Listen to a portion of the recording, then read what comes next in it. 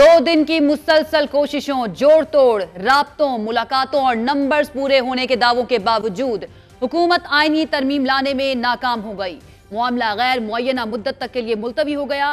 गुज़श्ता 36 घंटों में हुकूमत की बार बार मौलाना फजलुर रहमान को मनाने की कोशिशें बेसूद।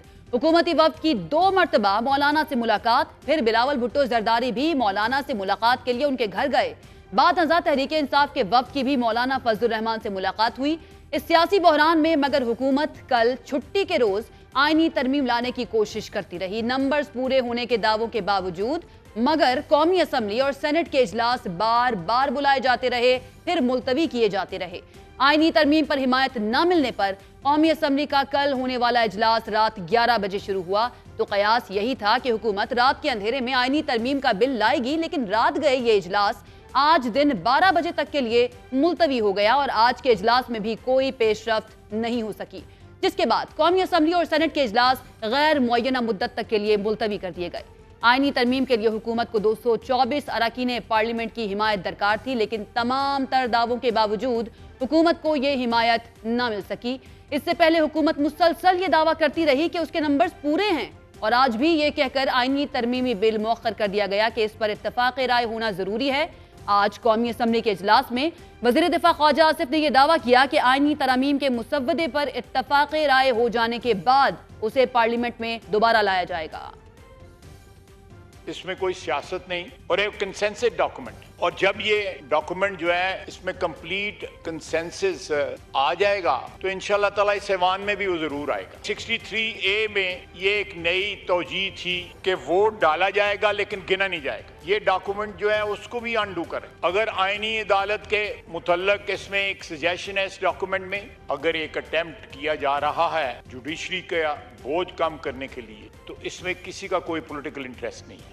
इनमें कौन सी सजेशन है या कौन सा ऐसा प्रपोज्ड क्लॉज जो है वो इस वक्त हुकूमती कोलिशन जो है उसके मफादात की हिफाजत करता है या उसके इंटरेस्ट की जो है फर्दरेंस करता है। ये किसी एक शख्स को या किसी एक पार्टी को या किसी पार्टीज की कोलिशन को स्ट्रेंथन करने के लिए नहीं है, इस अदारे को स्ट्रेंथन करने के लिए। आईनी तरमीमी बिल किसी एक पार्टी के लिए नहीं, लेकिन इसके दावे के बावजूद अपोजिशन बार बार यह मुतालबा करती रही कि हमें मुसव्वदा दिखाया जाए। जब तक डॉक्यूमेंट पढ़ेंगे नहीं, वोट कैसे कर सकते हैं?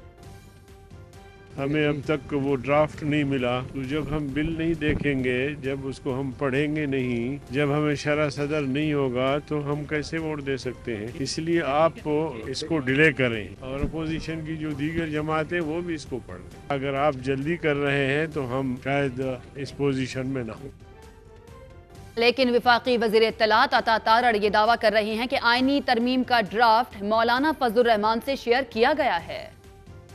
मौलाना साहब से मुसव्वदा शेयर किया गया है और शेख बाय शेख इस पे बातचीत हो रही है, तो इसमें ताखीर जरूर हुई है। एक एक नुक्ते के ऊपर, एक एक शिक के ऊपर बहस मुबाहिसा किया गया ताकि इसका एक अच्छा नतीजा निकल सके। ज़राए का दावा है कि मौलाना फजलुर रहमान ने मुसव्वदे पर गौर के लिए हुकूमत से कुछ वक्त मांगा है और जब तक मौलाना फजलुर रहमान आमादगी जाहिर नहीं करेंगे उस वक्त तक आईनी तरमीम को रोक दिया गया है। पाकिस्तान पीपल्स पार्टी का भी यही मौक़िफ़ है कि जल्दबाजी की बजाय इस मामले पर इत्तफाक राय होना जरूरी है। Honorable former speaker, he has tried to present it कि एक पार्टी की जीत हुई और एक पार्टी की शिकस्त। जब भी आप अच्छी चीज भी गलत तरीके से करने जाएं तो उसके नुकसान आते हैं। ये भी काम वो है जो कि सबकी इनपुट से, सबकी मशावरत से ही हो सकेगा, उसके बगैर नहीं होगा। हुकूमत के अहम तरीन रुकन सेनेटर इरफान सिद्दीकी भी तस्दीक कर रहे हैं कि मसला नंबर गेम का नहीं है, बल्कि आईनी पैकेज के कुछ निकात पर इत्तफाक न होने का है। पाकिस्तान तहरीक इंसाफ को मंजर आम पर आने वाले मुसव्वदे पर शदीद तहफ़्फ़ुज़ात हैं। आज असम्बली में खिताब करते हुए असद कैसर ने भी यही सवाल उठाया कि ये नुस्खा आया कहां से है। अगर लॉ मिनिस्टर के पास पता नहीं, अगर हुकूमत के नुमाइंदों के पास पता नहीं, तो ये बताएं कि ये ड्राफ्ट और ये नुस्खा कहां से आया। मुझे सबसे ज्यादा अफसोस पीपल पार्टी पे और खासकर बिलावल भुट्टो साहब पे है کہ ان کو سارا علم ہے، سارا اس کے پاس پورا ڈرافٹ تھا، پورا ڈرافٹ. یہ چوروں کی طرح رات کی تاریکی میں اگر آپ قانون سازی کرتے تو اس قانون سازی کو نہ مانیں گے اور اس کے خلاف جائیں گے اور اس کے خلاف جنگ کریں گے. گزشتہ 24 گھنٹے میں جتنا جھوٹ بولا گیا یہ تاریخ کا بدترین جھوٹ تھا. یہ پارلیمنٹ ہے نا اپنے آپ کہتے ہیں اور آپ کو کوئی کہتا ہے سیدھا ہو جاؤ. یہ بڑی بڑی پارٹیاں اس لیے ہوتی ہے کہ ایک ڈنڈی کے زور پر چلتے ہیں. عدلیہ کے اوپر وار ہو رہی ہے، عدلیہ کو انڈرمائن کیا جا رہا ہے. پارلیمنٹ اپنی وقت کھو چکی ہے. اب مزاحمت کریں گے اگر کوئی اس قسم کی قانون سازی لاتے. ہم لڑیں گے پھر راستوں میں، ہم چوراہوں پہ، ہم پارلیمنٹ پہ، ہم عدالت پہ، ہم ہر جگہ لڑائی کریں گے. کسی طور پر آپ کی 200 دمکی میں نہیں آئیں گے.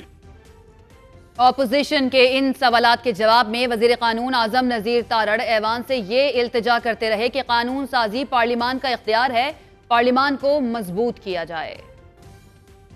قانون ساز پارلیمان جو ہے یہ اس کا اختیار ہے کہ وہ آئینی ڈھانچے کے اندر رہتے ہوئے جو مناسب قانون سازی کرے، وہ قانون سازی اس کا اختیار ہے.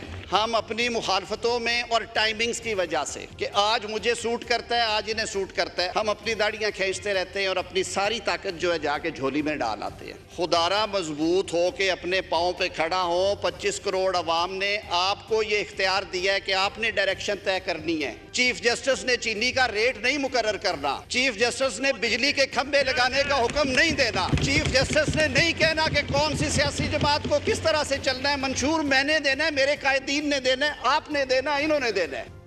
اپوزیشن جماعتوں کو آئینی عدالت کے قیام، چیف جسٹس کی تقرری اور پارلیمانی پارٹی کی ہدایت پر ووٹ شمار کرنے کی ترمیم پر بھی سنگین تحفظات ہیں. حکومت کی آئینی پیکج کا مسودہ ابھی تک سامنے نہیں آیا، لیکن ذرائع سے ظاہر ہونے والے مسودے میں یہ بتایا جا رہا ہے کہ حکومت اس آئینی پیکج کے ذریعے 54 تجاویز لا رہی ہے.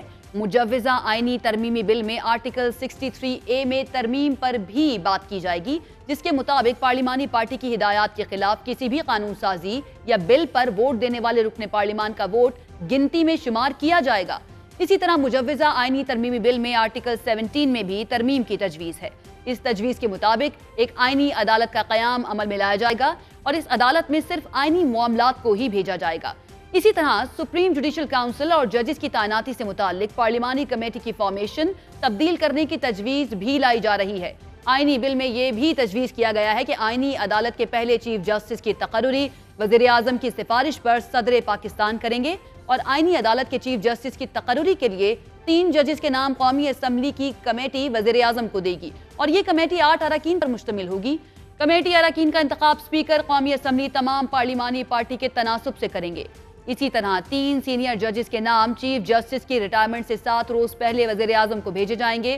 اسی طرح یہ تجویز بھی دی گئی ہے کہ وفاقی آئینی عدالت کے جج کی ریٹائرمنٹ کی عمر 68 سال ہوگی اور سپریم کورٹ کا جج وفاقی آئینی عدالت میں 3 سال کے لیے تعینات ہوگا. مجوزہ آئینی بل میں ہائی کورٹ سے سوموٹو لینے کا اختیار واپس لینے اور ہائی کورٹ ججز کی ایک ہائی کورٹ سے دوسرے ہائی کورٹ میں تبادلے کی تجویز بھی شامل ہے. اسی طرح بلوچستان اسمبلی کی نمائندگی میں اضافے کی ترمیم بھی شامل کی گئی ہے. بلوچستان اسمبلی کی نشستیں 65 سے بڑھا کر 81 کی جائیں گی. اسی طرح آرٹیکل 184 از خود نوٹس سے متعلق بھی ترمیم تجویز کی گئی ہے. آرٹیکل 185 عدالتی فیصلوں پر اپیل سے متعلق بھی ترمیم تجویز کی گئی ہے. یہ پورا آئینی پیکج ہے اور حکومت ایک ہی اجلاس میں اس آئینی پیکج کو منظور کرنے کی کوشش میں ہے. لیکن اہم نوعیت کی اس آئینی ترمیم پر اپوزیشن کو شدید تحفظات ہیں. اپوزیشن حکومت کے اس اقدام کو عدلیہ پر حملہ قرار دے رہی ہے. سوال یہ پیدا ہوتا ہے کہ حکومت کو ایک آئینی عدالت کی ضرورت کیوں کر محسوس ہوئی اور اس عدالت کے قیام کے بعد سپریم کورٹ کے اختیارات پر کیا اثر پڑے گا. حکومت یہ سب ترامیم عجلت میں کیوں کرانا چاہتی ہے جبکہ اپوزیشن کے ساتھ ساتھ حکومت کے اپنے ہی اراکین بھی ان ترامیم پر شدید تحفظات کا اظہار کر رہے ہیں.